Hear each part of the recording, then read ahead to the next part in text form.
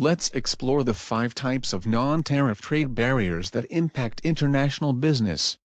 Non-tariff trade barriers are government policies or measures that restrict trade, without imposing a direct tax or duty.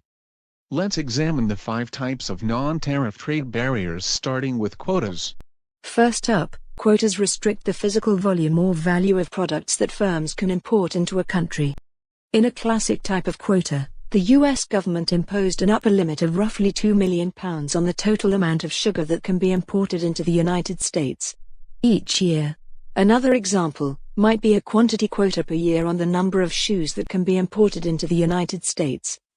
Our second form of non-tariff trade barrier that governments impose require firms to apply for an import license, which is a formal permission to import, which is similar to a quota. Governments sell import licenses to companies on a competitive basis or grant the licenses on a first-come, first-served basis. Obtaining a license can be costly and complicated. In some countries you must pay a hefty fee to government authorities. The third type of non-tariff barrier includes a minimum amount of local value added, that is, production that takes place locally. Local content requirements are usually imposed in countries that are members of an economic bloc, such as EU and NAFTA. The fourth type of non-tariff barrier are government regulations and standards. These can take the form of safety standards, health regulations, labeling and environmental requirements.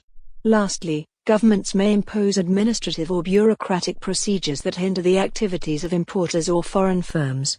For example, India's business sector is a maze of countless regulations, standards and administrative hurdles. Well, we have covered the 5 types of non-tariff barriers and how they can impact successful entry into new international markets.